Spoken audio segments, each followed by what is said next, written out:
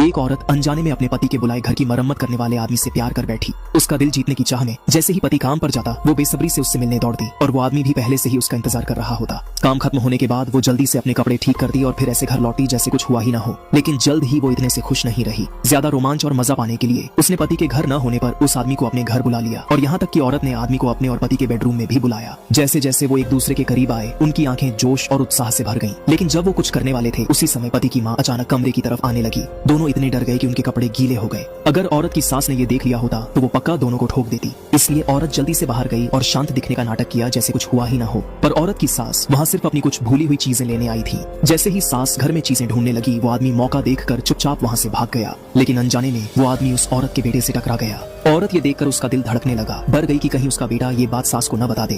खुशकिस्मती से बेटे ने चुप रहने का फैसला किया। लेकिन औरत जानती थी कि ये राज ज्यादा दिन नहीं छिपेगा, इसलिए सोचने के बाद उसने अपने पति को सब कुछ बता दिया। पति सुनकर बहुत गुस्सा हुआ, लेकिन अपनी बीवी से प्यार करने की वजह से उसने उसे एक और मौका देने का फैसला किया। लेकिन पति की माफी के सामने औरत ने शुक्रगुजार होने की बजाय बिना किसी हिचकिचाहट के सीधे तलाक मांग लिया ताकि वह अपने दिल के सच्चे प्यार को पा सके। जब उसने अपने पति से तलाक ले लिया और खुशी खुशी उस आदमी के साथ रहने लगी तो उसे पता चला कि वो आदमी पहले जैसा बिल्कुल नहीं था। वो न सिर्फ अक्सर उस पर चिल्लाता था बल्कि उसे मारता पीटता भी था। तब उसे समझ आया कि दूसरे मर्दों के मुकाबले उसका पति ही उसके प्यार का सबसे सच्चा हकदार था। पर यह बात उसे बहुत देर से समझ आई। कहानी के अंत में प्यार से टूटी औरत ने अपनी जान लेने का फैसला किया। इसके साथ फिल्म खत्म हो जाती है।